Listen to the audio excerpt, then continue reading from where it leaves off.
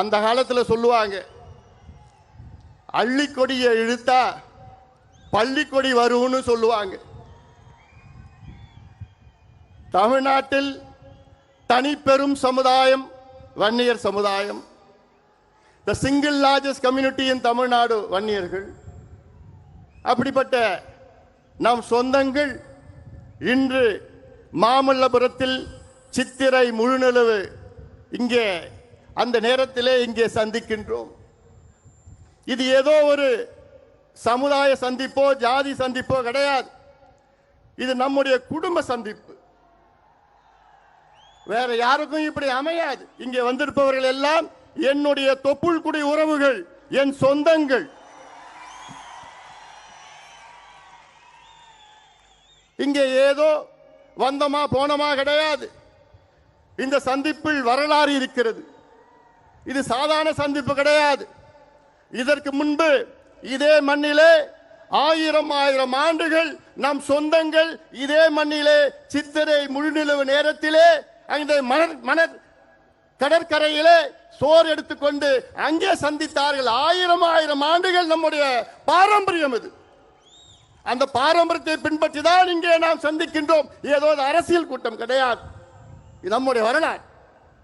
இந்த சந்திப்பில் எனக்கு இவ்வளோ எழுச்சியாக நடைபெறுகின்ற இந்த மாநாடு, தமிழ்நாட்டின் வரலாற்றில் இப்படி ஒரு மாநாடு யாரும் நடத்தியது கிடையாது என்று அவ்வளோ செய்திகள் என்று எனக்கு வந்து கொண்டிருக்கின்றன. ஆனால் இந்த நேரத்திலே எனக்கு மிகப்பெரிய ஒரு வருத்தம், என்னுடைய அண்ணன் காடுவெட்டியார் மாவீரன் இந்த மாநாட்டிலே இல்லை என்று. காரணம், 12 ஆண்டுகளுக்கு முன்பு இதே மண்ணிலே என்னுடைய அண்ணன் காடுவெட்டியார் அவர்கள் மிக பிரம்மாண்டமான மாநாட்டை நடத்தினார்கள். இன்று மட்டும் என் அண்ணன் காடுவெட்டியார் இருந்திருந்தால் நானும் அவருடைய அன்பு தம்பியை போன்று அந்த பகுதியிலே நான் அமர்ந்து கொண்டிருப்பேன். காடுவெட்டியார் மறைவில்லை, நம்முள் இருக்கின்றார்.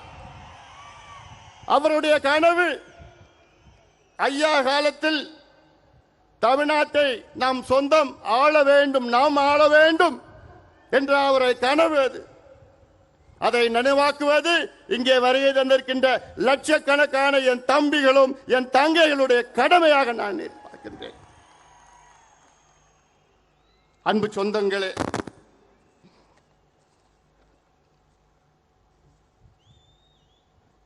அந்த காலத்தில் நான் சொன்னது போன்று இந்த விழாவின் பேர் இந்திர விழா, வசந்த விழா.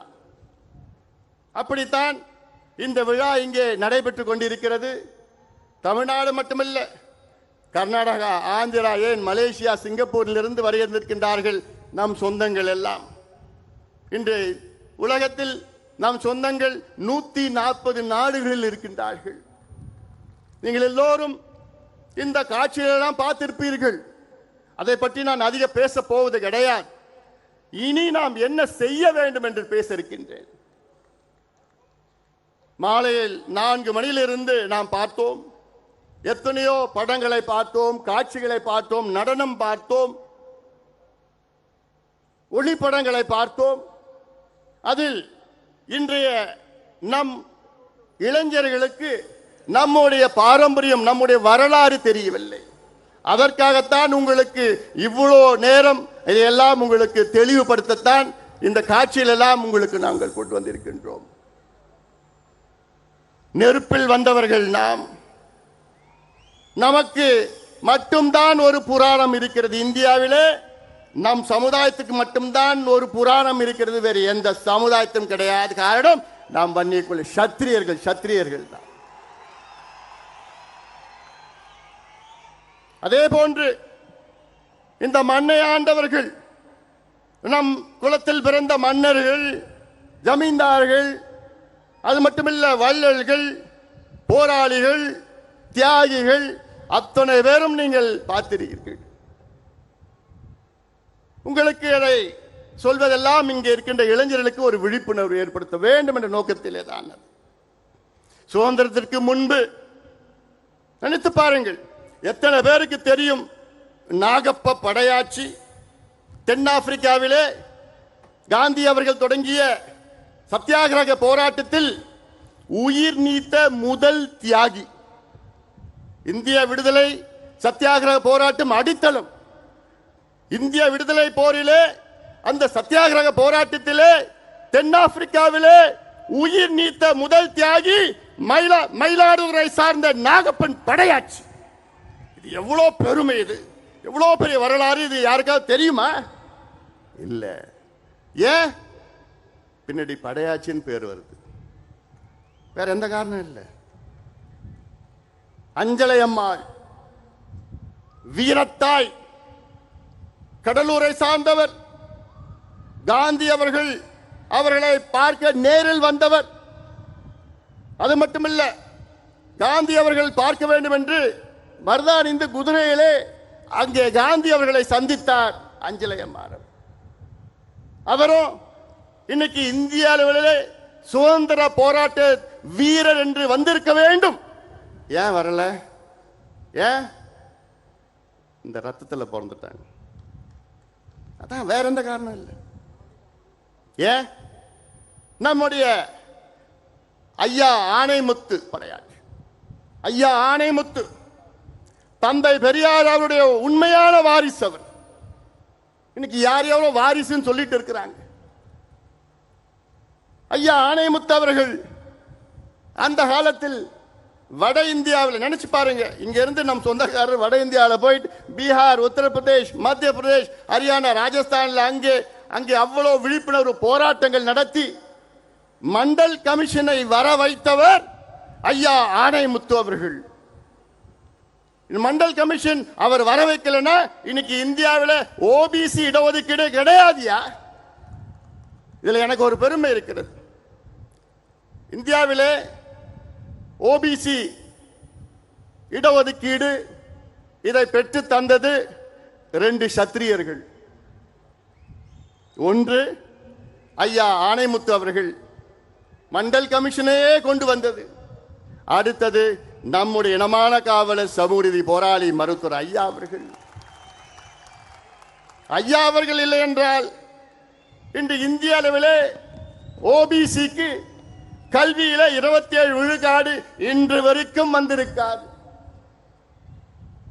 அந்த ஐக்கிய முற்போக்கு அரசிலே அந்த கூட்டத்தில் ஐயா அவர்கள் கலந்து கொண்டு சோனியா அம்மையாரை பார்த்து, நீங்கள் இடஒதுக்கீடு கொண்டு வருவீர்களா இல்லையா? இல்லை, நாங்கள் இந்த கூட்டணியை விட்டு வெளியேறுகிறோம் என்று ஆவேசமாக பேசினார்கள். சோனியா காந்தி அம்மையார் அவர்கள் ஐயாவை பார்த்து, டாக்டர் கூல் டவுன் பண்ணுங்க, அமைதியா நம்ம பேசிக்கலாம். பிறகு அன்று மாலை மீண்டும் சந்தித்து ஒரு முடிவெடுத்தார் சோனியா காந்தி அம்மையார். என்னன்னு, மருத்துவர் ஐயா அவர்கள் அழுத்தத்தால் இந்தியாவிலே அந்த ஆண்டு, வருகின்ற ஆண்டில் ஓபிசிக்கு கல்வி நிலையத்திலே 27 விழுக்காடு இடஒதுக்கீட்டை அறிவித்தார் சோனியா காந்தி அம்மையார் அவர்கள். இது எவ்வளவு பெரிய வரலாறு! இது யாருக்காவது தெரியுதா? இல்லையே. இந்த ரத்தத்தில் பிறந்துட்டாங்க.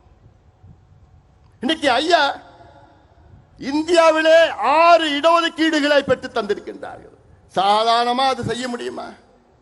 6 இடஒதுக்கீடுகள். இன்னைக்கு ஒரு இடஒதுக்கீடும் யாரும் இந்தியாவில் யாரும் பெற முடியல. ஆனால் நினைத்து பாருங்கள், ஐயாவுடைய ஆவணப்படத்தில் நீங்க பார்த்திருப்பீங்க, அருந்ததிகளுக்கு 3 விழுக்காடு, இஸ்லாமியர்களுக்கு 3.5 விழுக்காடு, எம்பிசி 20 விழுக்காடு, வன்னியர்களுக்கு 10.5 விழுக்காடு, மத்தியிலே மருத்துவத்துறையிலே பட்டியலின மக்கள், பழங்குடி மக்களுக்கு 22.5 விழுக்காடு இடஒதுக்கீடு, இதர பிற்படுத்தப்பட்ட மக்கள் ஓபிசிக்கு 27 விழுக்காடு. இதுதான் வரலாறு. ஆனால் அந்த அளவுக்கு ஐயாவுக்கு அங்கீகாரம் இருக்கிறதா, கிடைத்திருக்கிறதா? இல்லை. ஏன்? இந்த ரத்தத்தில் பிறந்துட்டார். ஆனா இந்த சமுதாயம் எப்படி எப்படி பயன்படுத்துறாங்க பாருங்க சமுதாயத்தை. தமிழ்நாட்டில் தனிப்பெரும் சமுதாயம் இன்னைக்கு படிப்பறிவு இல்லை, குடிசையில் வாழ்ந்து கொண்டிருக்கிறது, கூலி வேலை செய்து கொண்டிருக்கிறது, விவசாயம் செய்து கொண்டிருக்கிறது, எந்த தொழிலும் கிடையாது. இந்த சமுதாயத்தை ஆண்டு கொண்டிருக்கின்ற கட்சிகள் எல்லாம் வெறும் வாக்கு வங்கிகளாக பயன்படுத்திக் கொண்டிருக்கிறார்கள். ஓட் பேங்க், அவ்வளவுதான். உங்களை எப்படி பார்க்கறாங்க? ஓட்டு பேங்க், அவ்வளவுதான். தேர்தல் நேரம் வந்தா உங்களை பயன்படுத்துவாங்க, தேர்தல் முடிஞ்சா முடிஞ்சு போச்சு. அதே போன்று மற்ற சமுதாயங்களும் உங்களை எப்படி பயன்படுத்திக்கிறாங்க தெரியல. எங்கேயாவது பிரச்சனை வந்ததுன்னா உடனே ஓடி வருவாங்க. ஐயோ நீங்க தாங்க, வாங்க நீங்க தாங்க. நம்மளும் போவோம், பிரச்சனை இல்லை, தீர்த்து வைப்போம். 10 20 30 50 கேஸ் வாங்குவோம். அதுக்கப்புறம் முடிஞ்சு போச்சு. தேர்தல் வந்ததுன்னா டாடா பை பை. இதான் நம்முடைய காலகாலமா நடந்துட்டு இருக்குது. இல்லை, அதனால இன்றைக்கு இந்த கூட்டம், நாம் கூடிய கூட்டம், நம்முடைய உரிமைகளுக்காக நாம் இங்கே கூடியிருக்கின்றோம். எங்களுக்கு படிப்பு வேண்டும், எங்களுக்கு வேலை வேண்டும், எங்களுக்கு வாழ்வாதாரம் வேண்டும், நாங்கள் சுயமரியாதையோடு வாழ வேண்டும். அந்த நோக்கத்திற்காகத்தான் இங்கே லட்சக்கணக்கான என் சொந்தங்கள் இங்கே கூடியிருக்கின்றோம். ஏதோ சும்மா இங்க வந்தோமா கூட்டமா இந்த தேர்தலுக்காகவோ கூட்டணிக்காகவோ அரசியலுக்காக நம்ம கூடல. இங்க நாம் உரிமைகளுக்காக நாம் கூடியிருக்கின்றோம். ஐயா அவர்கள் மிக சிரமப்பட்டு, நம்ம பார்த்திருப்பீங்க, இங்க 21 தியாகிகள், 21 மட்டும் 27 தியாகிகள், அதில் ஒரே நாளிலே 21 தியாகிகள் காவல்துறையினர் சுட்டார்கள். அதன் பிறகு ஐயா அவர்கள் நமக்கு வாங்கி தந்தது 20 விழுக்காடு எம்பிசி என்ற இடஒதுக்கீடு. அந்த இடஒதுக்கீடு வந்து கிட்டத்தட்ட 35 ஆண்டுகள் ஆகின்றன, 36 ஆண்டுகள் ஆகிறது இடஒதுக்கீடு வந்து. ஆனால் 36 ஆண்டுகள் ஆகியும் இன்று நமக்கு சரியான முறையிலே வேலை வாய்ப்பு இல்லை, நமக்கு சரியான முறையிலே கல்வி கிடைக்கவில்லை. அதனால்தான் ஐயா அவர்கள் மீண்டும் போராடி, கடந்த ஆட்சியாளரிடம் மன்றாடி போராடி அழுத்தம் கொடுத்து வன்னியர்களுக்கு 10.5 விழுக்காடு இடஒதுக்கீடு பெற்று தந்தார்கள். ஆனால் அதையும் சூழ்ச்சியாளர்கள் அதை கெடுத்து நீதிமன்றத்திற்கு சென்று நமக்கு எதிரான ஒரு தீர்ப்பு வந்தது. பிறகு உச்சநீதிமன்றத்திற்கு சென்றோம். உச்சநீதிமன்றத்திலே தெளிவாக தீர்ப்பு கொடுத்தார்கள். என்னவென்று, தமிழ்நாட்டில் வன்னியர்களுக்கு உள் ஒதுக்கீடு கொடுக்க எந்த தடையும் கிடையாது, அது நீங்கள் தாராளமாக கொடுக்கலாம், தரவுகளை சேகரித்து நியாயப்படுத்தி கொடுங்கள் என்று உச்சநீதிமன்றம் சொன்னார்கள். சொல்லி எவ்வளவு நாள் ஆகுது தெரியுமா? தீர்ப்பு வந்து எவ்வளவு நாள் ஆகுது தெரியுமா? 1136 நாட்கள். 1136 நாட்கள் தீர்ப்பு வந்து, ஆனால் தமிழக அரசு கொடுப்பதற்கு மனமில்லை, முதலமைச்சருக்கு கொடுப்பதற்கு மனமில்லை. எத்தனையோ முறை முதலமைச்சருக்கு நாங்கள் பார்த்தோம், எத்தனையோ முறை சந்தித்தோம். ஆனால் முதலமைச்சர் அவர்கள் தொடக்க காலத்தில் நன்றாக எங்களை வரவேற்றார், நிச்சயமாக கொடுப்பேன் என்று நம்பிக்கை கொடுத்தார்கள். ஐயா அவர்கள் முதலமைச்சர் ஸ்டாலின் அவர்களை பல முறை சந்தித்தார். சந்திக்கின்ற பொழுது, ஐயா கவலைப்படாதீங்க, நிச்சயமா நான் தரேன், நான் ஒவ்வொரு முறையும் பார்க்கிறப்போ உறுதியா நான் தரேங்க, நீங்க தைரியமா போங்க. அதுல ஒரு முறை சொன்னார் என்கிட்ட, இந்த சட்டசபை கூட்டத்தொடரிலே கொடுக்கவில்லை என்றால் அடுத்த ஆண்டு கல்வி போயிடும் சொன்னப்போ, ஏன் இதற்காக நான் தனியாக ஒரு ஸ்பெஷல் அசெம்பிளி செஷன் வைக்கிறேன்னு என்கிட்ட முதலமைச்சர் உறுதி கொடுத்தார்கள். இப்படி இவ்வளவு காலமாக பார்த்தோம், கடிதம் எழுதினார் ஐயா, எல்லாம் பண்ணோம். ஆனால் திடீரென்று முதலமைச்சர் அவர் மனசை மாத்திக்கிட்டார். ஏன் மாத்தினார் இன்னைக்கு வரைக்கும் தெரியல. 2 ஆண்டு காலம் எங்களுக்கு உறுதியளித்த முதலமைச்சர் இறுதியாக எங்களால் கொடுக்க முடியாது, கணக்கெடுப்பு நடத்தாமல் வன்னியர்களுக்கு இடஒதுக்கீடு கொடுக்க முடியாது, அந்த கணக்கெடுப்பு மத்திய அரசு தான் எடுக்க வேண்டும் என்று ஒரு பொய்யான செய்தியை மீண்டும் மீண்டும் முதலமைச்சர் சட்டமன்றத்திலும் வெளியிலும் பேசிக் கொண்டிருக்கின்றார். எவ்வளவு பெரிய துரோகம் இது! சமுதாயத்திற்கு நிகழ்ந்த மிகப்பெரிய துரோகமாக நான் பார்க்கின்றேன். முதலமைச்சர் சொல்வது, தமிழக அரசிற்கு கணக்கெடுப்பு நடத்த அதிகாரம் இல்லையா உங்களுக்கு? பிறகு உங்கள் தந்தை எப்படி எடுத்தார்? கடந்த காலத்திலே எம்ஜிஆர் அவர்கள் எப்படி எடுத்தார்கள்? உங்கள் தந்தையை நிறுவிய சட்டநாதன் கமிஷன் 1969 70 நிறுவிய கமிஷன், அவர்கள் ஒரு பரிந்துரை கொடுத்தார்கள், ஒரு கணக்கெடுப்பு நடத்தி அந்த கணக்கெடுப்பு அதற்கு அவர்களுக்கு அதிகாரம் இல்லையா? எம்ஜிஆர் அவர்கள் 1984 அம்பாசங்கர் கமிஷனை நிறுவினார். அம்பாசங்கர் அவர்கள் வீடு வீடாக டோர் டு டோர் எனுமரேஷன் செய்தார்கள். அப்பொழுது அவருக்கு அதிகாரம் இல்லையா? அதன் பிறகு ஜனார்தனன் கமிஷன் அவர்கள் இதையெல்லாம் ஒன்றாக சேர்த்து கொலேட் பண்ணி அவர்கள் ஜனார்தனம் நீதியரசர் ஜனார்தனம் 3 பரிந்துரைகளை கொடுத்தார்கள் அரசுக்கு, திமுக அரசுக்கு. ஒன்று, அருந்ததியர்களுக்கு 3 விழுக்காடு உள்ஒதுக்கீடு கொடுக்க வேண்டும் என்று நீதியரசர் ஜனார்தனம் பரிந்துரை கொடுத்தார். அதை அப்படியே கலைஞர் அவர்கள் ஏற்றுக்கொண்டார். அருந்ததியர்களுக்கு உள்ஒதுக்கீடு கொடுத்தார். இரண்டாவது பரிந்துரை ஜனார்தன் அவர் கொடுத்தது இஸ்லாமியர்களுக்கு 3.5 விழுக்காடு உள்ஒதுக்கீடு பிசியிலே கொடுக்க வேண்டும் என்று கொடுத்தார். அதையும் கலைஞர் அவர்கள் அப்படியே ஏற்றுக்கொண்டார். இதே நீதியரசர் ஜனார்தன் மூன்றாவது பரிந்துரை என்ன? வன்னியர்களுக்கு 13.1 விழுக்காடு தனி ஒதுக்கீடு கொடுக்க வேண்டும் என்று அந்த பரிந்துரையும் கொடுத்தார். அதை மற்றும் கலைஞர் ஏற்றுக்கொள்ளவில்லை. அதை மற்றும் குப்பையிலே தூக்கிவிட்டார், வீசிவிட்டார். எவ்வளவு பெரிய துரோகம் இது! எவ்வளவு பெரிய துரோகம் இது! உங்களுக்கு எங்களுடைய வாக்குகள் மட்டும் வேண்டும். 1957 திமுக போட்டியிட்ட முதல் தேர்தல். அந்த தேர்தலில் திமுக 15 தொகுதிகளில் வெற்றி பெற்றது. அதில் 14 தொகுதிகள் வன்னியர் வாழ்கின்ற பகுதி. 1962 திமுக 50 தொகுதிகளை வெற்றி பெற்றது. அதில் 45 தொகுதிகள் வன்னியர்கள் வாழ்ந்து கொண்டிருக்கிற தொகுதிகள். 1967 திமுக ஆட்சிக்கு வருகிறது. அப்பொழுது 138 தொகுதிகளை வெற்றி பெறுகிறது. அதில் 92 தொகுதிகள் வன்னியர்கள் வாழ்கின்ற தொகுதிகள்.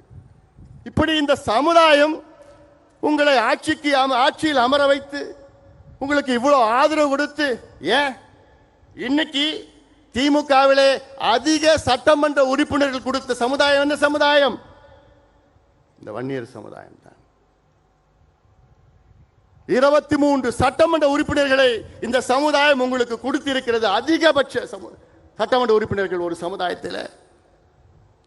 ஆனால் உங்களுக்கு இந்த சமுதாயத்திற்கு படிப்பும் வேலையும் கொடுக்க உங்களுக்கு மனசு இல்லைன்னா எப்பேற்பட்ட மனசு உங்களுக்கு? துரோகமாக நான் பார்க்கின்றேன். சமுதாயத்துக்கு செய்கின்ற துரோகமாக பார்க்கின்றேன். அப்படி நாங்க உங்களுக்கு என்னையா செஞ்சோம்? என்ன நாங்க தப்பு பண்ணோம்?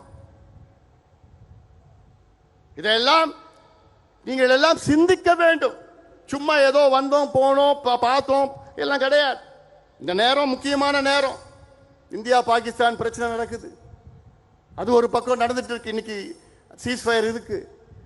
ஆனாலும் இந்த நேரத்தில் ஏதோ நம்ம வந்தோம் ஆட்டம் பாட்டம்லாம் போடல. இங்க நிகழ்ச்சி போட்டதெல்லாம் உங்களுக்காக, உங்களுக்கு தெரிஞ்சுக்கொள்ளணும், உங்க வரலாறு தெரிஞ்சுக்கணும்னு தான் போட்டிருக்கு. ஏன்னா நீங்க யார் யார் பின்னாடியே போயிட்டு இருக்கீங்க. அடுக்கு மொழியில் வசனம் பேசினா முன்னாடி போயிட்டு இருக்கீங்க. சினிமாவில் நடிச்சா போயிட்டு இருக்கிறீங்க. ஆனா அதை விட முக்கியம், நீங்க படிக்கணும், உங்க பிள்ளைகள் படிக்கணும், படிச்சு வேலைக்கு போகணும்னு 45 ஆண்டு காலம் நம்முடைய மருத்துவர் ஐயா அவர்கள் உங்களுக்காக உழைத்துக் கொண்டிருக்கின்றார்கள். 45 ஆண்டு காலம் வித்து பாருங்கள். இன்னைக்கு தமிழ்நாட்டில் ஏன் நம்ம தனியா ஒதுக்கீடு கேட்கிறோம்? வன்னியர்கள் ஏன் கேட்கிறோம்? ஏன் கேட்டோம்? முதல்ல தமிழக அரசு சொல்லுது, இன்னைக்கு வன்னியர்கள் 20 விழுக்காடு எம்பிசியில 12% எடுத்துக்கிறாங்க, 13% எடுத்துக்கிறாங்க. இப்படி பொய்யான செய்தியை சொல்லிக் கொண்டிருக்கின்றார்கள். எவ்வளவு பெரிய ஒரு பொய் அது, துரோகம் அது. நான் அதுக்கு ஒரு உதாரணம் நான் சொல்றேன். இன்னைக்கு தமிழ்நாட்டிலே உயர் காவல்துறை பொறுப்பில் இருப்பவர்கள் 109 பேர். டிஜிபி, ஏடிஜிபி, ஐஜி, டிஐஜி, இந்த டாப் போலீஸ் ஆபீசர் 109 பேர் இருக்கிறாங்க. அதுல எத்தனை வன்னியர்கள் இருக்காங்க தெரியுமா? ஒண்ணே ஒண்ணு. இதை விட ஒரு சமூக அநீதி கிடைக்குமா? இருக்குமா? நடக்குமா? தமிழ்நாட்டில் தனிப்பெரும் சமுதாயம், சிங்கிள் லார்ஜஸ்ட் கம்யூனிட்டி தமிழ்நாட்டில் வன்னியர் சமுதாயம். ஆனால் 109 காவல்துறை உயர் அதிகாரியில் ஒரே ஒரு வன்னியர் இருக்கின்றார் என்றால் யாரு செஞ்ச தப்புங்க அது? இதுல 36 ஆண்டு காலம் எம்பிசின்னு உருவாக்கி இந்த 36 ஆண்டு காலத்தில் தகுதியானவர் ஒருத்தர் கூட 2 பேர் கூட உங்களுக்கு கிடைக்கலையா? தமிழ்நாட்டில் இந்திய ஆட்சி பணியில 326 பேர் இருக்கிறாங்க ஐஏஎஸ்ல. இவங்க அரசாங்கம் சொல்ற கணக்கு வன்னியர்களுக்கு 10% 12% கிடைக்கிறதுன்னா எவ்வளவு வந்திருக்கணும்? கிட்டத்தட்ட 35 ஐஏஎஸ் அதிகாரிகள் வந்திருக்கணும் தமிழ்நாட்டில் இந்த சமுதாயத்தில். ஆனா எவ்வளவு பேர் தெரியுமா இருக்கிறாங்க? வெறும் 14 பேர் இருக்கிறாங்க. அந்த 14 பேர்ல 13 பேர் ப்ரொமோஷன் ஐஏஎஸ் ப்ரொமோஷன். சுதந்திர இந்தியாவில் 75 ஆண்டுகள் சுதந்திரம் அடைந்த பிறகுதான், அதாவது 3 ஆண்டுகளுக்கு முன்பு நடந்தது, 75 ஆண்டு சுதந்திரம் அடைந்த பிறகுதான் முதலாக ஒரு வன்னியர் சமுதாயத்தில் தமிழ்நாட்டில் டைரக்ட் ஐஏஎஸ் அதிகாரி வந்திருக்கின்றார்.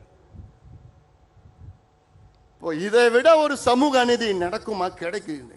தமிழ்நாட்டில் நடந்துட்டு இருக்கு. 75 years post independence, the first direct IAS officer in the community தமிழ்நாட்டில். அப்போ முதலமைச்சர் என்ன செய்யணும்? அதுக்கு இவ்வளவு மோசமா இருக்கிறாங்களே இந்த சமுதாயம். சமுதாயத்தை எப்படி வழி நடத்துவது, எப்படி முன்னேற்றுவது திட்டமிட்டு இருக்கணும். ஏன்னா இந்த சமுதாயம் உங்களை அப்படியே ஓட்டு போடுது, அப்படியே நம்புது. ஆனா அதை பற்றி முதலமைச்சருக்கெல்லாம் கவலைப்படுற மாதிரி எனக்கு தெரியல. எனக்கு நான் இந்த சமுதாயத்தை மட்டும் நான் சொல்லல, நான் தமிழ்நாட்டில் உள்ள இதே போன்று இருக்கின்ற அனைத்து பின்தங்கிய சமுதாயம், அடக்கப்பட்ட, ஒடுக்கப்பட்ட, வஞ்சிக்கப்பட்ட சமுதாயத்திற்காக இங்கே நாங்கள் கூடியிருக்கின்றோம். தீர்மானத்தை நீங்க பார்த்திருப்பீங்க. இங்கே நாங்கள் இந்த கூட்டத்தை நடத்துகின்ற நோக்கமே தமிழ்நாட்டில் உள்ள வன்னியர்கள் உள்ளிட்ட அனைத்து பின்தங்கிய சமுதாயங்களுக்கு நாங்கள் இடஒதுக்கீடு மட்டுமல்ல, நல்ல முன்னேற்றங்களை கொடுக்க வேண்டும் என்ற நோக்கத்திலே இங்கே நாங்கள் கூடியிருக்கின்றோம். அதில் இன்னொரு தீர்மானம் பார்த்திருப்பீங்க, பட்டியலின மக்களுக்கு 2 விழுக்காடு கூடுதலாக இடஒதுக்கீடு என்று பார்த்திருப்பீர்கள். இதெல்லாம் என்ன செய்யணும்? அடித்தளம் என்ன செய்யணும்? இந்த சமுதாயத்தினுடைய இந்த மாநாட்டுடைய முக்கியமான கோரிக்கை, தமிழ்நாட்டில் ஜாதிவாரி மக்கள் தொகை கணக்கெடுப்பு நடத்துங்கள். மத்திய அரசு அறிவித்திருக்கிறது. அதற்கு பிரதமர் நரேந்திர மோடி அவர்களுக்கு நன்றிகளை தெரிவிக்கின்றோம். காரணம், எங்களுடைய மருத்துவர் ஐயா அவர்களுடைய 45 ஆண்டு கால கோரிக்கை. 45 ஆண்டு காலமாக எத்தனையோ பிரதமர்களை ஐயா அவர்கள் நேரிலே சந்தித்தார்கள்.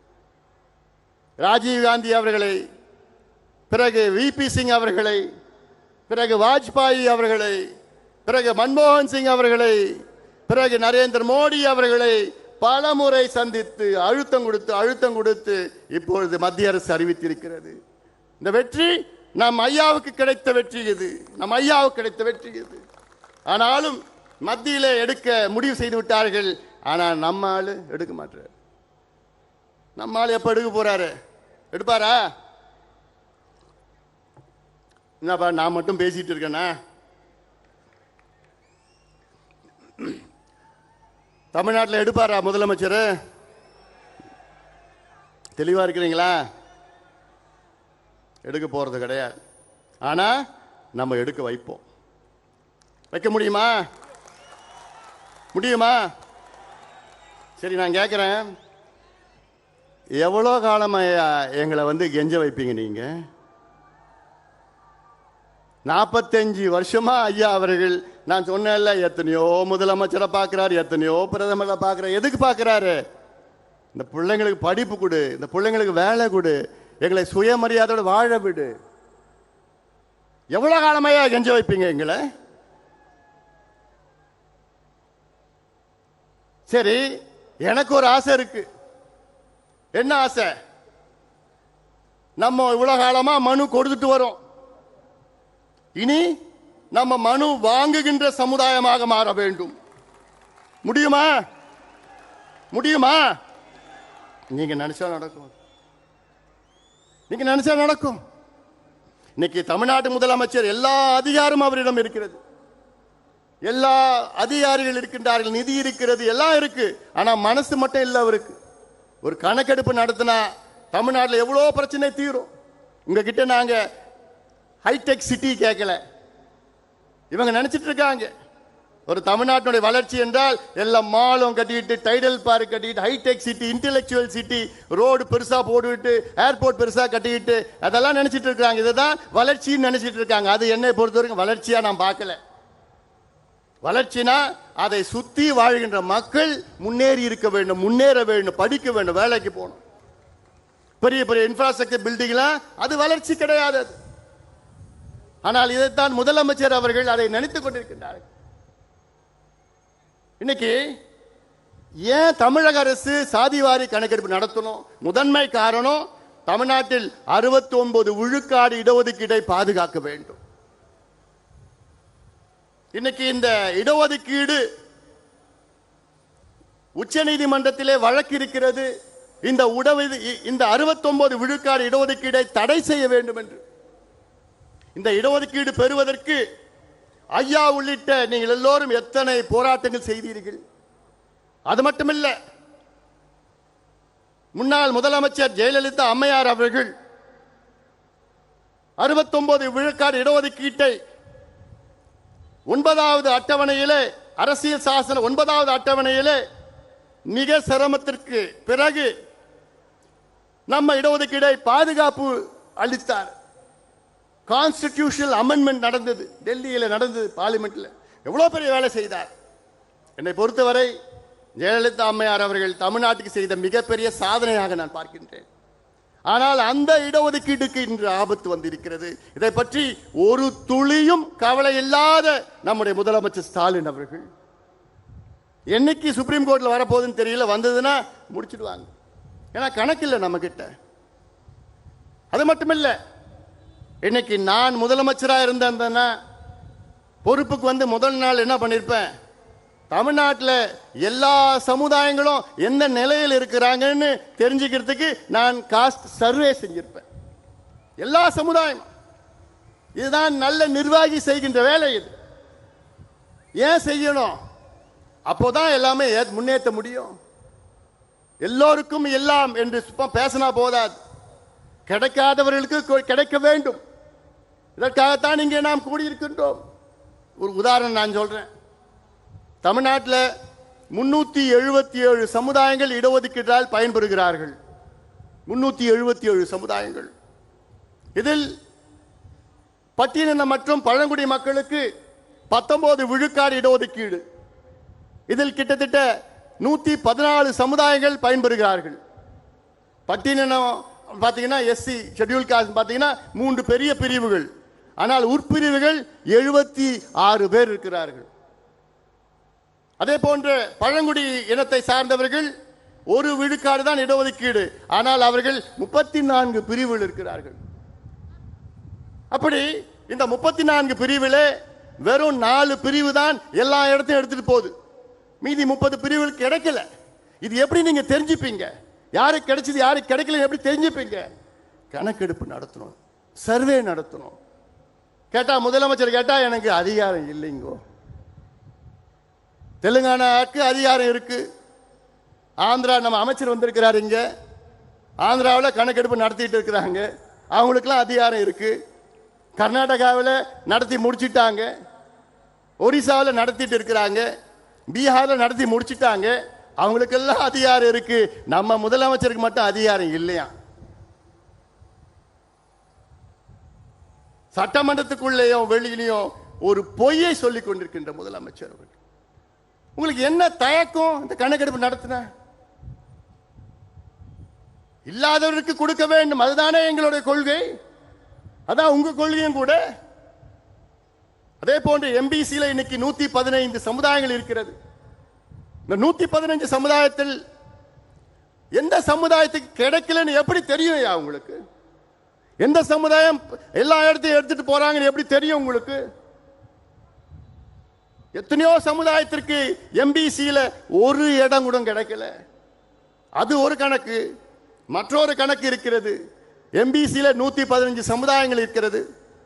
இதில் 114 சமுதாயம் ஒட்டுமொத்தம் அவங்களுடைய மக்கள் தொகை கணக்கு பார்த்தீங்கன்னா தமிழ்நாட்டில் 6.8 விழுக்காடு தான். மொத்தமா சேர்ந்தா தமிழ்நாட்டினுடைய மக்கள் தொகையில 6.8 விழுக்காடு. ஆனால் ஒரு சமுதாயம், வன்னிய சமுதாயம் மட்டும் நீங்க கணக்கெடுப்பு நடத்தி பார்த்தீங்க, மக்களுக்கு கணக்கெடுப்பில் 14.2 விழுக்காடு. அது பழைய கணக்கு. இன்னைக்கு கிட்டத்தட்ட 18 விழுக்காடு மக்கள் தொகையில் கணக்கு. ஆனால் வன்னியர்களுக்கு நான் சொன்னேன் இல்ல, 109 காவல்துறை உயர் அதிகாரியில் ஒருத்தர் தான் வன்னியர்னா, இதுல இருந்து என்ன தெரியுது? இவங்களுக்கு ஏதோ படிப்பும் இல்லை, வேலையும் கிடைக்கல, எல்லாம் கூலி வேலை. கேரளாவில் ஈழவர் சமுதாயம், தமிழ்நாட்டில் வன்னியர்கள் போன்று கேரளாவில் ஈழவர் சமுதாயம் மிக மிக மிக மிக பின்தங்கிய சமுதாயம். இந்த சமுதாயத்தில் நம்முடைய மருத்துவர் ஐயா போன்றாங்க நாராயண குரு அவர்கள் தோன்றினார். சமுதாயத்தை திரட்டி போராட்டங்கள் நடத்தினார்கள். இன்னைக்கு கேரளாவில் ஈழவ சமுதாயத்திற்கு தனியாக 14 விழுக்காடு இடஒதுக்கீடை அந்த அரசு வழங்கியிருக்கிறது. 14 விழுக்காடு. அவர்களும் நம்ம போன்ற 18-20 விழுக்காடு அங்கே மக்கள். அது மட்டுமல்ல, கேரளாவிலே எந்த சமுதாயம் 2.5 விழுக்காட்டுக்கு மேல் இருக்கிறதோ அவர்களுக்கு தனி இடஒதுக்கீடு அங்கே கேரளாவில் கொடுக்கிறார்கள். எல்லாம் கற்றுக்கொள்ளுங்கள். சமூக நீதி பற்றி பேசினா போதாது. நான் தந்தை பெரியாருடைய வாரிசு, தந்தை பெரியார் தாத்தா. சமூக நீதி மண்ணுன்னு பேசிட்டு இருக்கீங்களே, ஒன்று மண்ணாங்கட்டியும் கிடையாது. இதெல்லாம் பேசுறதுக்கு உங்களுக்கு தகுதி கிடையாது. இதான் நாங்கள் கோரிக்கையா வச்சிருக்கிறோம். இங்க கணக்கெடுப்பு நடத்துங்க, இல்லாதவருக்கு கொடுங்க. ஏன் இன்னொன்று நான் சொல்றேன், ஒரு படி மேலே போறேன். நீங்க கணக்கெடுப்பு நடத்துனீங்கன்னா ஓபன் காம்படிஷன், முன்னேறிய வகுப்பினர் இல்லை, அதுல யார் பின்னங்க இருக்கிறா அவர்களுக்கு நீங்கள் ஏதாவது சலுகைகள் கொடுக்கலாம், நலத்திட்டங்கள் கொடுக்கலாம், கடன் கொடுக்கலாம் அவர் முன்னேற்றுவதற்காக. இதற்கு எப்படி தெரியும்னா கணக்கெடுப்பு நடத்தணும். இந்த கணக்கெடுப்பு யார் வேணா நடத்தலாம். இந்திய நாடாளுமன்றத்தில் 2008 ஒரு சட்டத்தை நிறைவேற்றினார்கள். இந்திய மக்கள் தொகை புள்ளியியல் சேகரிப்பு சட்டம், இந்தியன் ஸ்டாட்டிஸ்டிக்கல் ஆக்ட் 2008. இந்த சட்டத்தின்படி இந்தியாவிலே மத்திய அரசு கணக்கெடுப்பு நடத்தலாம், மாநில அரசு கணக்கெடுப்பு நடத்தலாம், உள்ளாட்சி பிரதிநிதிகள் கணக்கெடுப்பு நடத்தலாம், ஏன் பஞ்சாயத்து தலைவர் கூட கணக்கெடுப்பு நடத்தலாம்.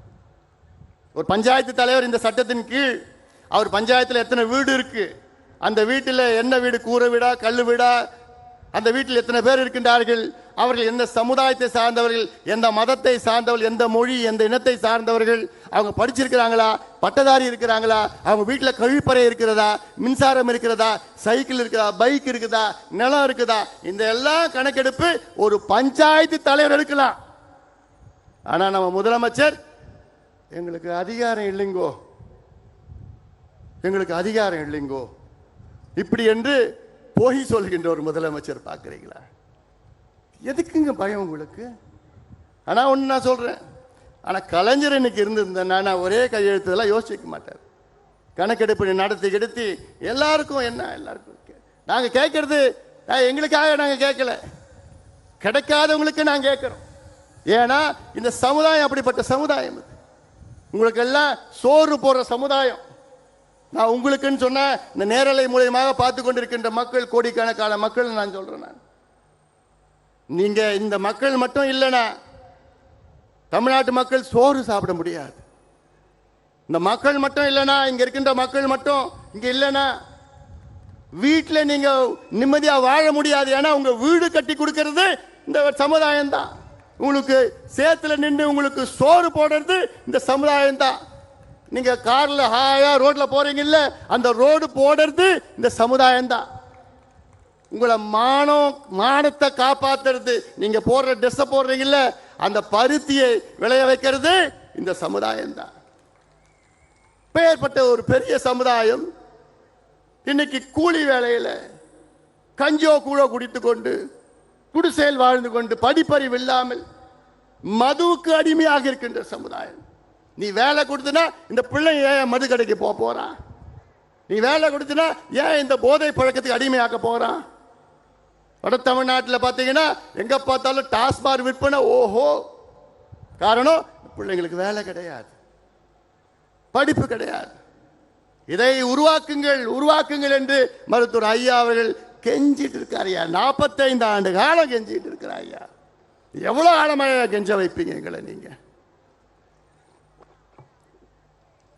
நீங்க எல்லாம் முடிவு பண்ணா போதும். கட்சியெல்லாம் பார்க்காதீங்க. வரும் காலம் நம் காலம். அந்த முடிவை நீங்க எடுங்க. என் தம்பிகள், என் தங்கைகள், நீங்க முடிவெடுத்தா போதும். யார் யாரோ பின்னாடி போறீங்க, போவாதீங்க. வாங்க, எங்கள் பின்னால் வாங்க.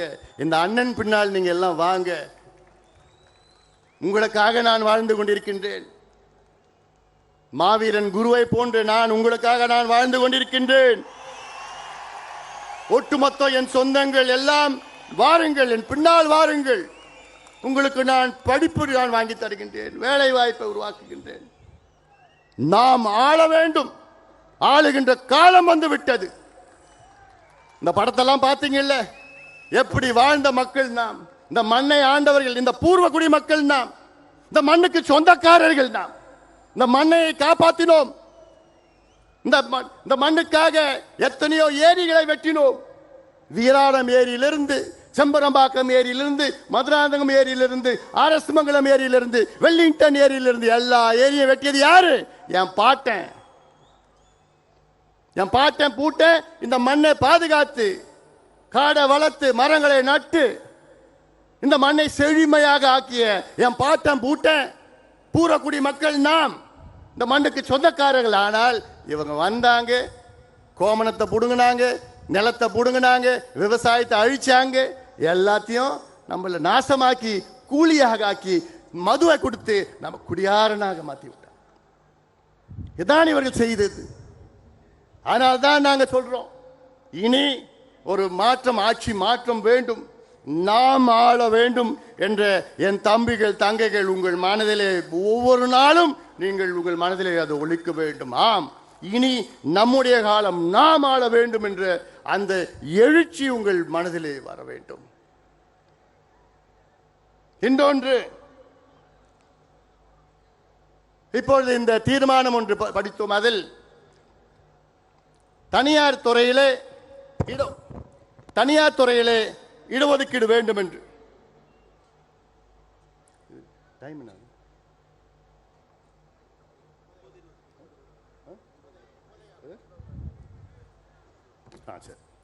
தனியார் துறையில இடஒதுக்கீடு வேண்டும். எதுக்கு வேணும்? ஏன்னா ஒரு காலத்தில் மத்திய அரசுல 36 லட்சம் வேலை வாய்ப்பு இருந்தது.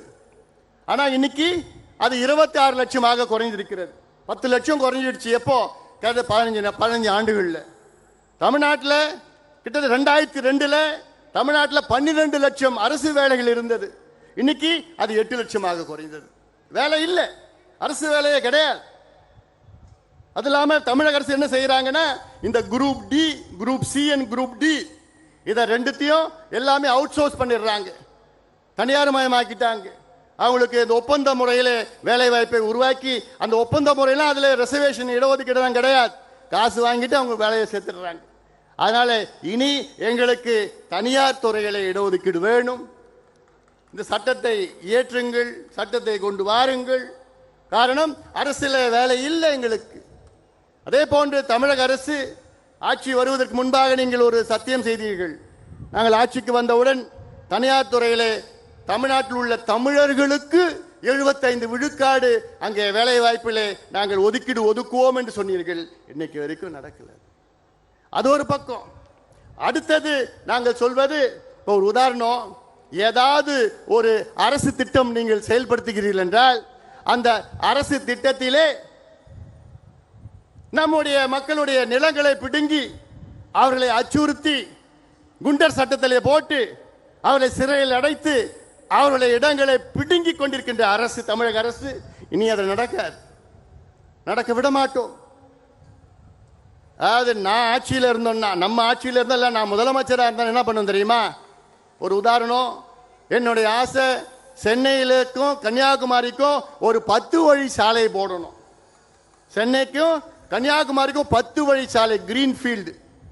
அது எப்படி நான் செய்வேன்னா, நிலத்தை நான் போய் விவசாயிடம் கேட்பேன். ஏன்னா இது அவசியமானது என்று கேட்டு அந்த விவசாயி நிலத்தை கொடுத்தாங்கன்னா அந்த விவசாயிய இந்த திட்டத்திலே ஒரு பங்குதாரராக நான் சேர்ப்பேன். ஒரு ஸ்டேக் ஹோல்டர்னா அந்த நிலம் எவ்வளவு கொடுக்குறாங்களோ அந்த திட்டத்திற்கு அவங்களும் பங்குதாரர். Share holder. அவங்களுக்கு மாதம் மாதம் அவங்க பேங்க்ல போய் பணம் போய் சேரும். இந்த டோல்கேட்ல கலெக்ட் பண்றான் பாரு காசு, எவ்வளோ கோடி கணக்கான ஆயிரக்கணக்கான கோடி, அதுல 1/3 கொடுத்து நிலம் கொடுத்த விவசாயிக்கு மாசம் மாசம் போய் சேரும். அப்ப என்ன பண்ணுவான் விவசாயி? விவசாயத்தில் நட்டம் எடுத்துக்குங்கன்னு சொல்லப்போம். இதுதான் முறையானது. ஏன் இப்போ பரந்தூர் விமான நிலையம் 5000 ஏக்கர் எடுக்கிறீங்க, அதில் கிட்டத்தட்ட 3200 ஏக்கர் விவசாய நிலம், தனியார் நிலம். அது அந்த விமான நிலையத்தில் அங்க இருக்கின்ற விவசாயிகளை பங்குதாரராக சேருங்க. ஏன் அவங்களை நீங்க அகற்றுறீங்க?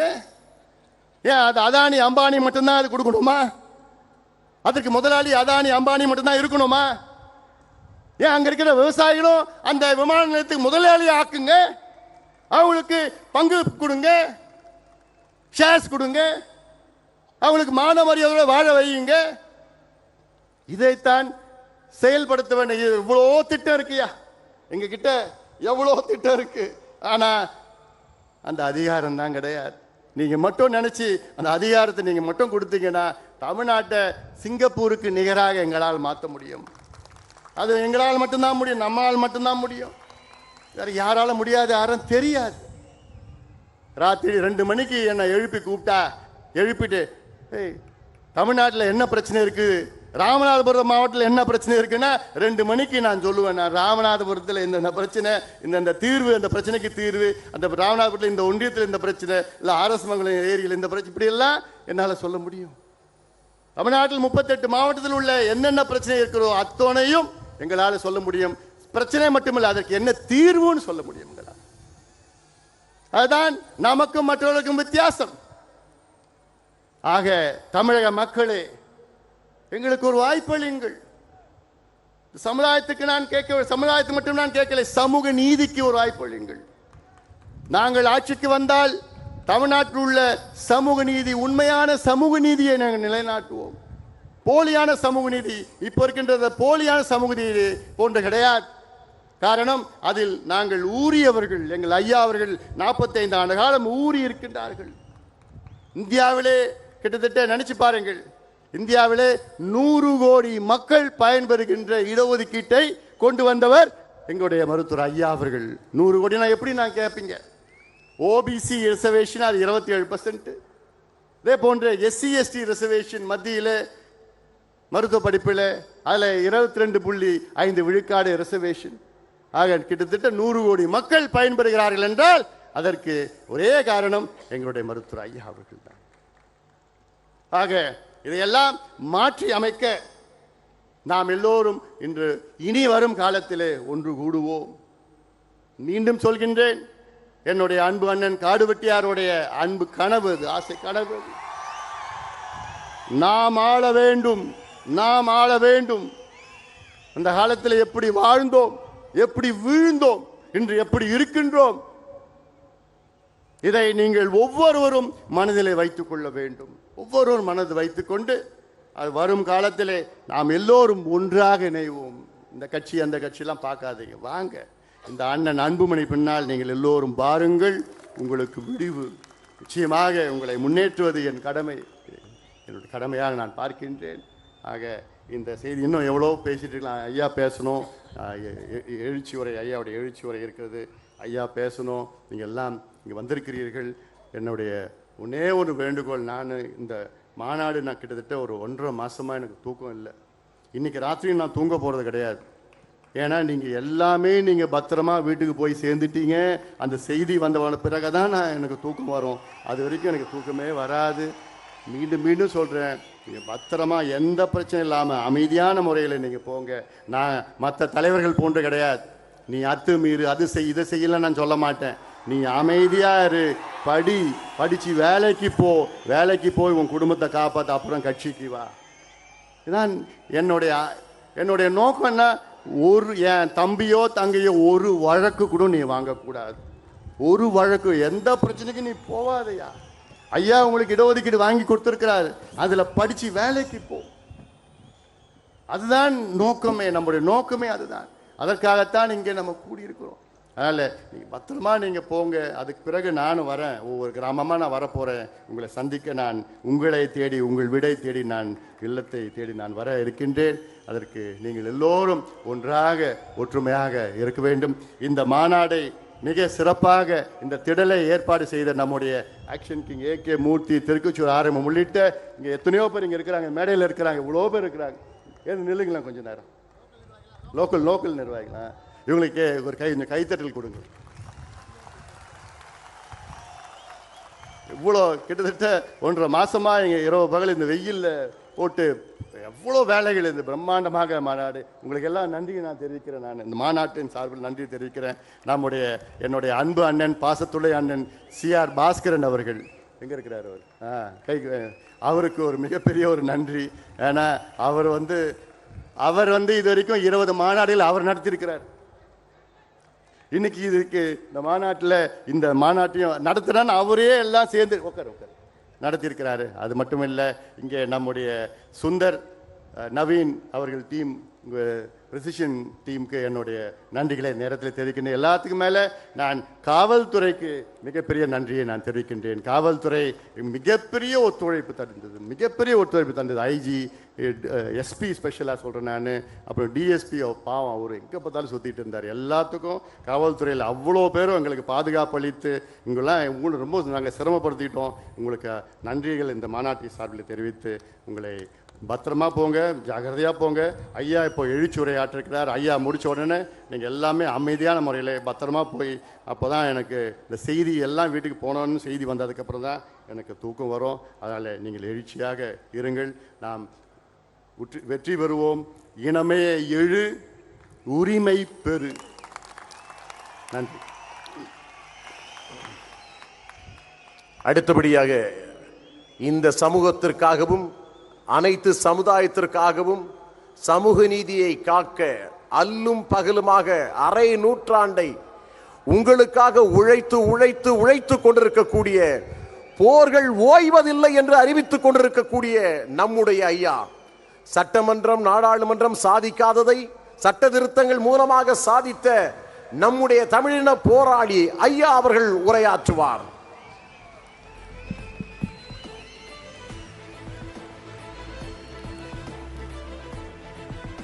என் உயிரினும் மேலான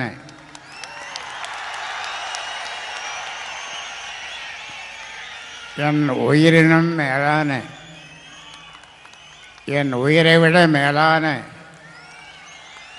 பாட்டாளி சொந்தங்களே, வீரமும் விவேகமும் மிக்க சிங்கக்குட்டைகளே, இளைஞர்களே, சித்திரை முழு நிலவு இளைஞர் பெருவிழா. இளைஞர் என்று சொன்னால் ஆண் பெண் இருவரும் அடக்கம்.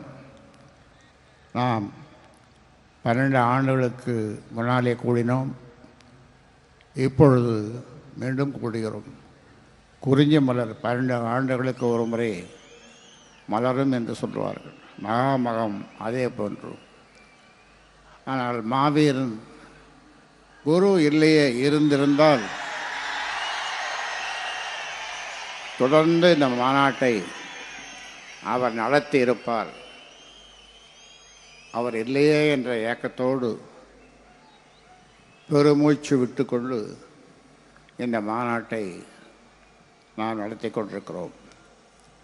இந்த மாநாட்டினுடைய தலைமை தாங்குகின்ற, மாநாட்டுக்கு தலைமை தாங்குகின்ற வன்னியர் சங்கத்தினுடைய மாநில தலைவர் அருள்மொழி அவர்களே, மாநாட்டு குழு தலைவர் அன்புமணி அவர்களே, ஓய்வறியா உழைப்பாளி தியாகச்சம்மல் JK மணி அவர்களே, ஒரு மாத காலத்திற்கு மேலாக இரவு பகலாக இங்கே கடும் வெயிலில் அலைந்து இதை ஒழுங்குபடுத்திய முன்னாள் சட்டமன்ற உறுப்பினர் திருக்கச்சூர் ஆறுமுகம் அவர்களே, ஏனைய அனைத்து நிலைகளிலும் இருக்கின்ற பொறுப்பாளர்களே, முழு ஒத்துழைப்பு கொடுத்த அரசுக்கும் காவல்துறைக்கும் இந்த நேரத்தில் நாம் நன்றி சொல்ல கடமைப்பட்டிருக்கின்றோம். தெலுங்கானாவிலிருந்து வந்த, ஆந்திராவிலிருந்து, கர்நாடகாவிலிருந்து, மலேசியாவிலிருந்து வந்த நம்முடைய நண்பர்களே, சொந்தங்களே, இங்கு கூடியிருக்கின்ற லட்சோப லட்சம் இளைஞர்களே, மாற்றத்தை உருவாக்கப் போகின்ற, மாற்றத்தை உருவாக்கும் தகுதி, திறமை எல்லாவற்றும் கொண்டு வரப்போகின்ற இளைஞர்களே, இளம்பெண்களே, உங்கள் அனைவருக்கும் என்னுடைய வணக்கத்தை இந்த நேரத்தில் தெரிவித்துக் கொள்கின்றேன். இந்த மாநாட்டிற்கு வந்து சிறப்பு செய்த சமூக முன்னேற்ற சங்கத்தினுடைய மாநில தலைவர் சிவபிரகாசம் அவர்களே,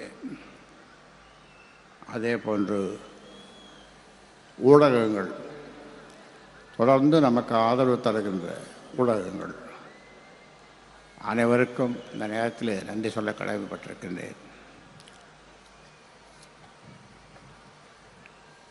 நீங்கள் அவளோடு எதிர்பார்த்திருக்கின்ற ஒன்றை நான் சொல்ல விரும்புகின்றேன். அது இதுவாகத்தான் இருக்கும். 10.5 10.5 10.5ன்னு சொல்லிகிட்டே இருக்கீங்களே தவிர அவங்க கொடுக்குற மாதிரி இல்லை. அதனால் போராட்டத்தை அறிவியுங்கள்.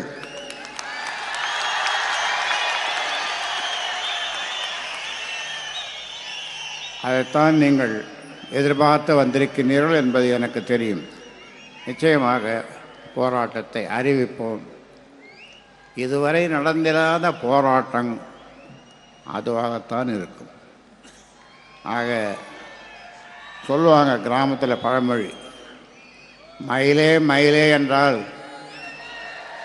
அது போடாது, இறகு போடாது. அதனால் அதுக்கு அடுத்த வார்த்தை நான் சொல்ல விரும்பல. ஆக அந்த போராட்டத்துக்காக நாம் எவ்வளவு தியாகத்தையும் செய்வதற்கு நாம் தயாராக இருக்கின்றோம். 45 ஆண்டு காலமாக உங்களுக்காக, இந்த மக்களுக்காக, எல்லா சமுதாய மக்களுக்காக, 324 சமுதாயங்கள் தமிழ்நாட்டிலே, அத்தனை மக்களுக்காகவும் போராடி வருகின்ற, வாதாடி வருகின்ற, போராடி சிலவற்றை வெற்றி பெற்ற, தொடர்ந்து உழைத்து வருகின்ற ஒருவன் இந்த ராமதாஸ். இந்தியாவிலே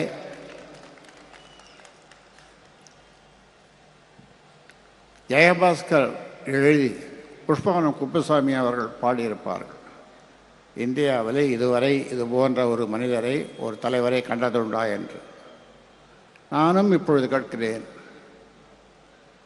இதுபோன்று 34 வகையான அமைப்புகள், போராட்டங்கள், இடஒதுக்கீடு போராட்டங்கள், சமூக நீதிக்கான போராட்டங்கள் எல்லாம் இந்தியாவில் வேறு யாராவது ஒரு மனிதர் செய்திருக்கிறாரா?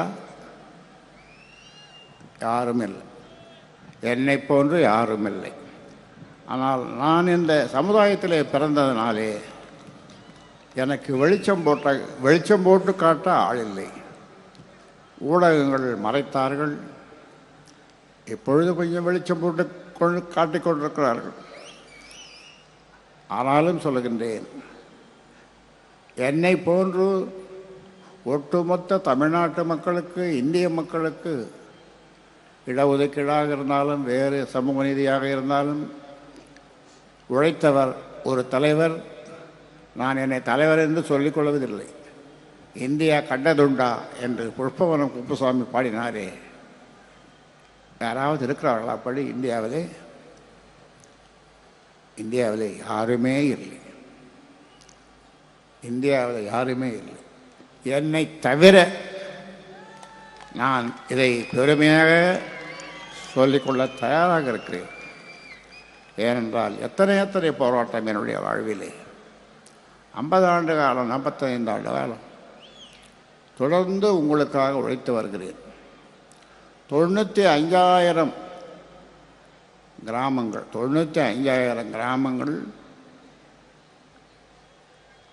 வடக்கு தெற்கு கிழக்கு மேற்கு என்று தமிழ்நாடு பூராவும் என் கால்படாத கிராமங்களே இல்லை என்று சொல்லுகின்ற அளவிற்கு உழைத்தேன் ஓடி ஓடி உழைத்தேன். குடும்பத்தை மறந்தேன், ஓடி ஓடி உழைத்தேன்.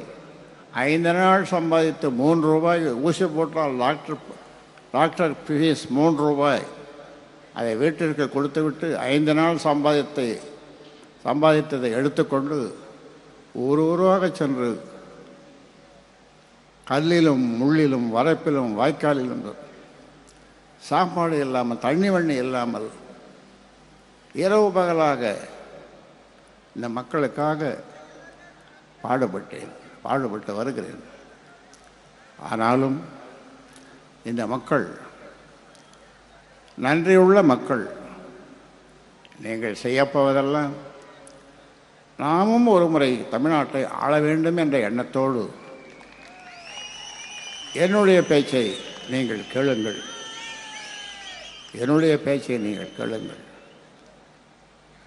நான் ஆளப்போவதில்லை, எனக்கு அந்த ஆசையும் இல்லை.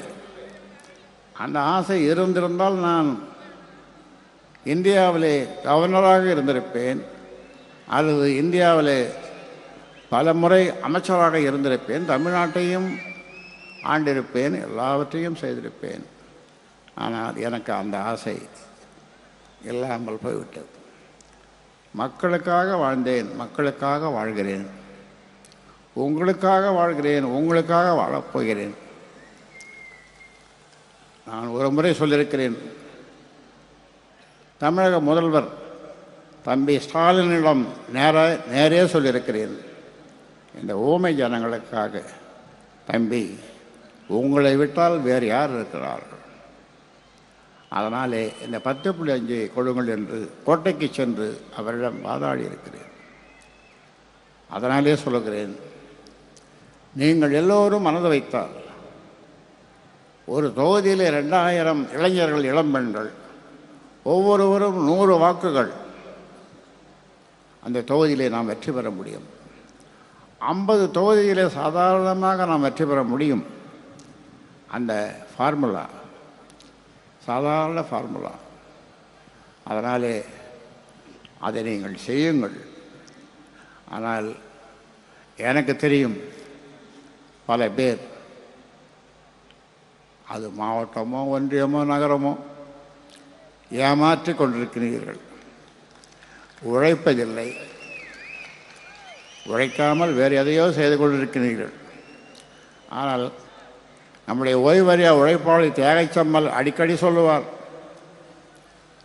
ஒவ்வொரு வன்னியர் வீட்டிலேயும் மாடி வீடாக இருக்க வேண்டும், குச்சி வீடு மாடி வீடாக இருக்க வேண்டும், ஒவ்வொரு அந்த மாடி வீட்டின் முன்னாலே ஒரு கார் இருக்க வேண்டும் என்று சொல்லுவார். இப்பொழுது அந்த நிலையை நான் உங்களுக்கு உருவாக்கி இருக்கிறேன். இங்கே இந்த மாநாட்டு திடலை பார்க்க வேண்டும் என்று சொன்னால் 150 கார் வருகிறது. எங்கிருந்து வருகிறது? ஆகாயத்தில் இருந்தால். என்னுடைய உழைப்பினாலே, என்னுடைய சிந்தையினாலே, நான் பட்ட கஷ்டங்களாலே, தண்ணி வண்ணி இல்லாமல் நான் 95,000 கிராமங்களுக்கு என்னுடைய பாதங்கள் பட்டு தேய்ந்து உடம்பு என்றும் நான் தெளிவாக இருக்கிறேன், உறுதியாக இருக்கிறேன். என்னிடம் வருகிறவர்களை சொல்லுவேன், தம்பி உன் கையை காட்டு, உனக்கு வலிக்கிறதா என்று சொன்னால் விட்டு விடுகிறேன். ஐயோ ஐயா விட்டுடுங்க என்று சில பேர் கதறிக்கொண்டு ஓடினார்கள். அவ்வளவு பலமாக இருக்கிறேன் நான். ஏன்? மேலும் உங்களுக்கு உழைப்பதற்காக, உங்களுக்கு நான் உழைக்கிறேன், உழைக்க தயாராக இருக்கிறேன், நாங்கள் உழைக்க தயாராக இருக்கிறேன். ஆனால் நீங்கள் உங்களிடம் கேட்பதெல்லாம் ஒரே ஒரு ஓட்டு. உங்கள் தங்கை ஓட்டு, அல்லது அக்கா ஓட்டு, உங்கள் அத்தை ஓட்டு, அல்லது பாட்டி ஓட்டு, அல்லது உங்கள் தாத்தா ஓட்டு. முடிஞ்சது. ஆட்சி பீடத்திலே போய் உட்காரலாம். நாம் எல்லோருக்கும் கொடுக்கலாம், எல்லோரும் வாழ வேண்டும். காலையில் எழுந்ததும் ஒரு மனிதன் இந்தியாவிலே இல்லை உலகத்திலேயே ஒரு மனிதன் காலையிலே தூக்கத்திலிருந்து எழுந்ததும் உலகத்தில் உள்ள ஜீவராசிகள் எல்லாம் மகிழ்ச்சியாக வாழ வேண்டும் என்று நினைக்கிற ஒரே ஒரு மனிதன் இந்த ராமதாஸ். இந்த ராமதாஸ் மட்டும்தான். அதனாலே சொல்லுகின்றேன், இவ்வளவு நாள் என்னுடைய பேச்சை கேட்டீர்கள், இடையிலைய மறந்தீர்கள். நம்ம ஆளுங்க, நம்ம பொறுப்பில் இருக்கிறவங்க வேறு வேறு வேலைக்கு போயிட்டாங்க. இல்லை அர்த்தம், தனியாக நின்று யானை சின்னத்தில் நின்று 4 தொகுதிகளை வெற்றி பெற்றோம். அன்று 4 தொகுதிகளை வெற்றி பெற்றோம். இன்று கூட்டணியிலே சேர்ந்து 5 தொகுதியில் வெற்றி பெற்றோம். இது நமக்கு வெக்கமாக இல்லையா? அசிங்கமாக இல்லையா? கோபம் வரலையா? கோபம் வரலையா? வரலையே. ஏன்னா அவன் நம்மாளையே காட்டி கொடுத்துட்டான். நம்மால் நமக்கே ஓட்டு போடலை. என்ன செய்யுது? அதனாலே இனி அப்படி இருக்கக்கூடாது. அப்படி நீங்கள் ஏதாவது இருந்தீர்கள் என்றால் உங்கள் ஒவ்வொருவருடைய கணக்கையும் முடித்து விடுவேன். கணக்கையும் முடித்து விடுவேன் என்று சொன்னால்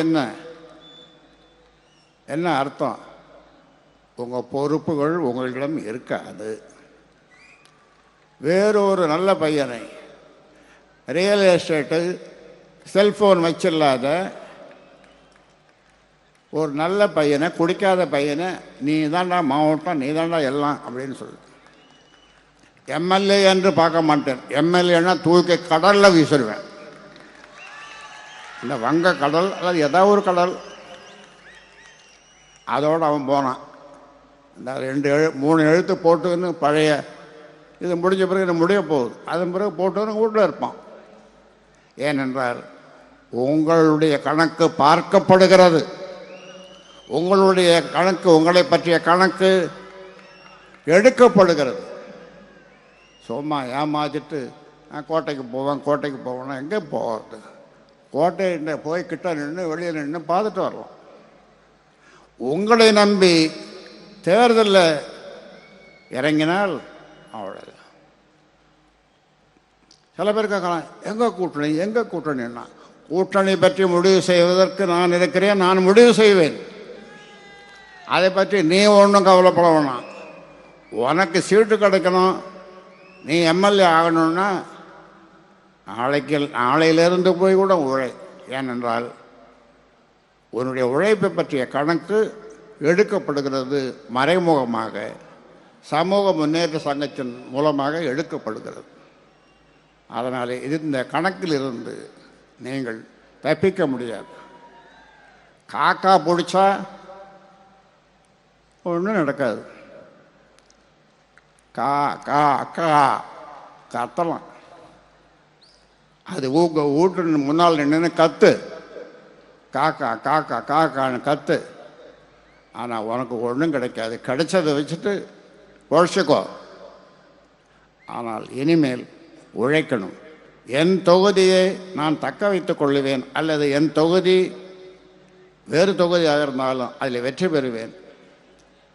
2000 × 50, 2000 பேர் ஆண் பெண் சேர்ப்பேன். அதில் ஒருவர் 50 ஓட்டு என்று சொன்னால் 1,00,000 ஓட்டு வெற்றி உறுதி.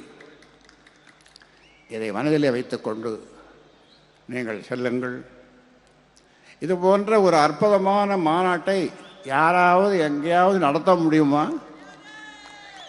இறுதி வரை இருந்து ஐயா என்ன சொல்லுகிறார் என்று கேட்டுவிட்டு சொல்லுகின்ற என் உயிரினும் மேலான என் சொந்தங்களே, பாட்டாளி சொந்தங்களே,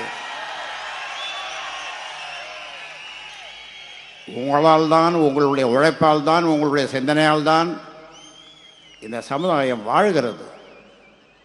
இனியும் வாழும். வாழுவதற்கு 50 ஆண்டு காலமாக நான் போராடி வருகிறேன். இனியும் போராடுவேன். ஒரு பொதுக்குழுவிலே சொன்னேன்.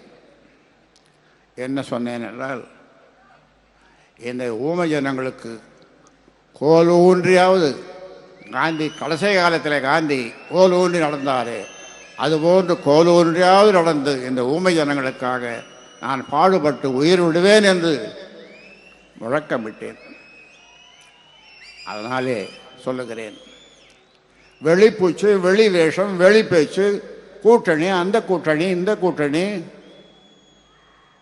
கட்சிக்குள்ளே கூட்டணி, கட்சிக்குள்ளே கூட்டு, இதெல்லாம் நடக்காது தம்பி, நடக்காது கண்ணு. அதனாலே நீ உன்னை திருத்திக்கொள். இல்லை என்று சொன்னால் இன்னும் 4 செல்ஃபோன் வச்சிருக்கிற, இன்னும் 4 வாங்கிக்க, பொழைச்சிக்கோ, ரியல் எஸ்டேட் பண்ணிக்கோ. ஆனால் நீ இந்த கட்சியில் பொறுப்பில் இருக்கவே முடியாது, இருக்கவே முடியாது. அது யாராக இருந்தாலும் சொல்லுகிறேன்.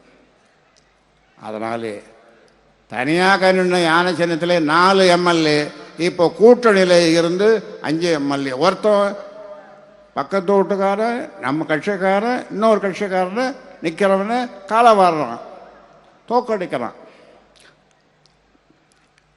இது நடக்காது இனிமே.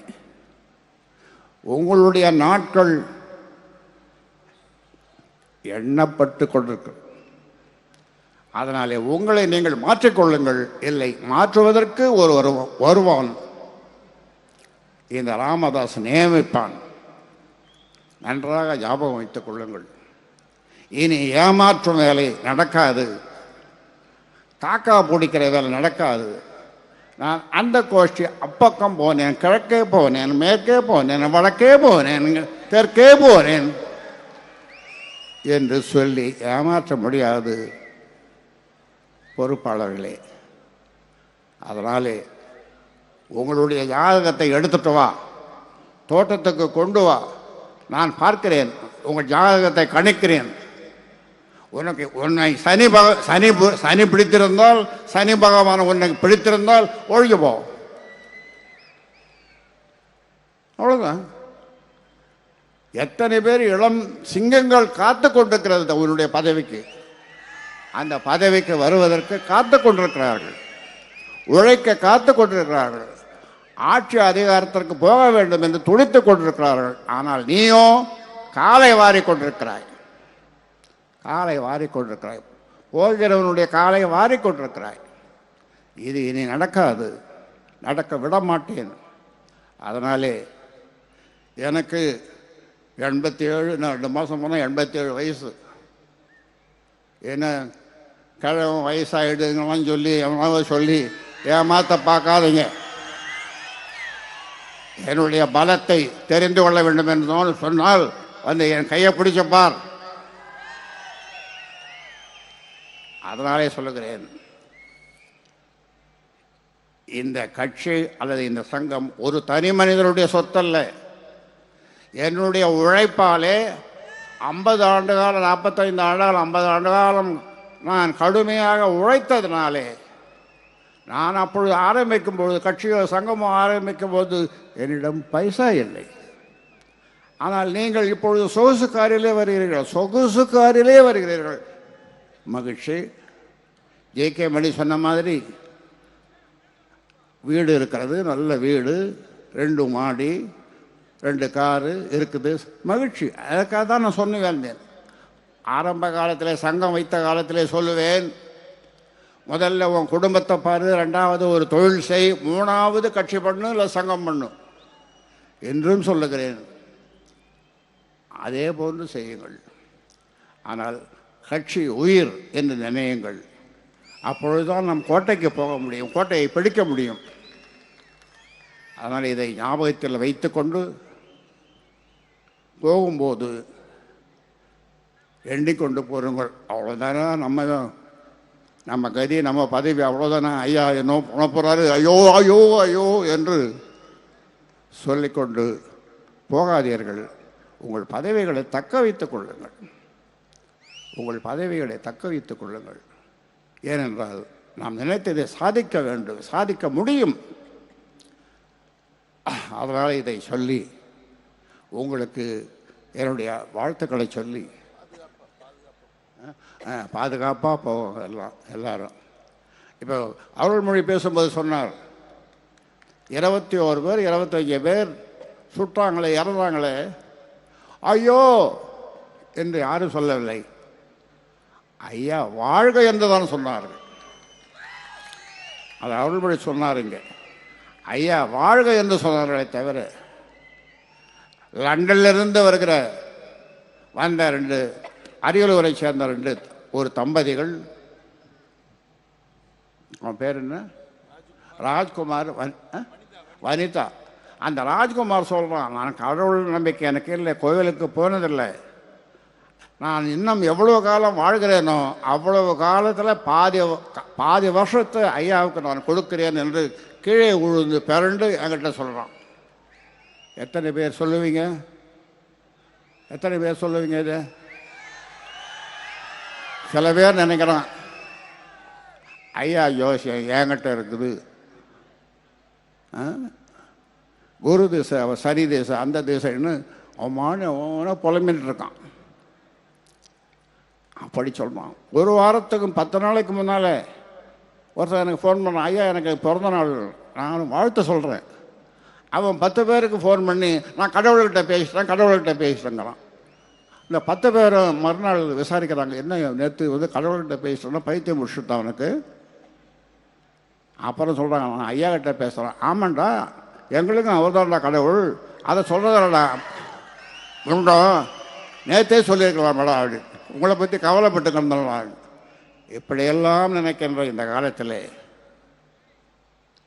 என்னுடைய ஆசை, நாம் ஆள வேண்டும். நாம் ஆள்வதற்கு கடுமையாக உழைக்க வேண்டும். நாம் ஆளணும் கோட்டைக்கு போகணுன்னா நாங்கள் ஒன்று அங்கே போய் நின்று கத்துவேன், கோட்டையில் நின்று கத்துவேன், கத்துட்டு ஆளுவோமா? அதனால் நான் சொன்னதை மறக்காமல் கேட்டு ஒழுங்காக கட்சியை பலப்படுத்துங்கள், கட்சியை வளருங்கள். என்னால் உழைக்க முடியாது என்று சொல்லுகிறவர்கள் தீர்மானமாக அந்த பதவியை சொல்லுங்கள், நான் வேறு ஒருவரை நியமிக்கிறேன். அதனாலே பத்திரமாக நீங்கள் வீடு செல்ல வேண்டும் என்று கேட்டு, இவ்வளோ பெரிய மாநாட்டை யாரால் நடத்த முடியும்? எந்த சமுதாயத்தில் நடத்த முடியும்? அவ்வளோ பெரிய மாநாடு எண்ணி பார்க்க முடியவில்லை. அதனாலே உங்கள் அனைவருக்கும், இந்த மாநாட்டினுடைய வெற்றிக்காக உழைத்த அனைவருக்கும், குறிப்பாக ஆறுமுகத்திற்கு என்னுடைய பாராட்டை தெரிவித்து முடிக்கிறேன். நன்றி, வணக்கம்.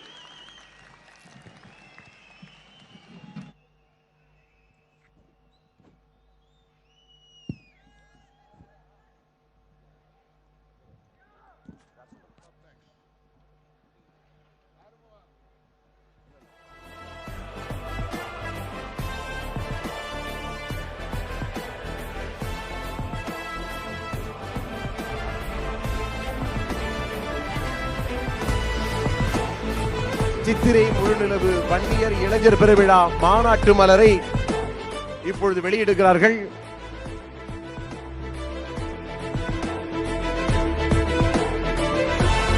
நம்முடைய ஐயா அவர்கள் இந்த மாநாட்டு மலரை வெளியிடுகிறார்கள்.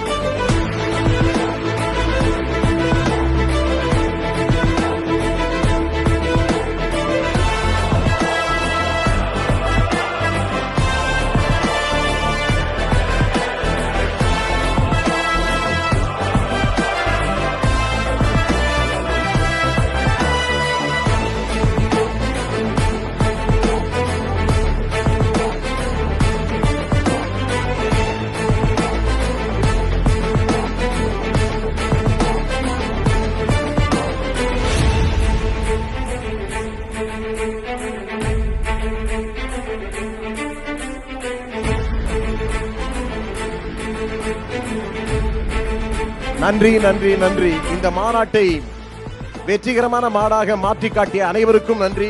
இந்த மாநாட்டை நடத்த ஒத்துழைப்பு கொடுத்த அனைவருக்கும் நன்றி. லட்சக்கணக்கில் கூடி சிறப்பான இந்த மாநாட்டை வரலாற்று சிறப்புமிக்க மாநாடாக மாற்றி காட்டிய அத்தனை தோழர்களுக்கும் நன்றி, தலைவர்களுக்கும் நன்றி, பொறுப்பாளர்களுக்கும் நன்றி நன்றி நன்றி.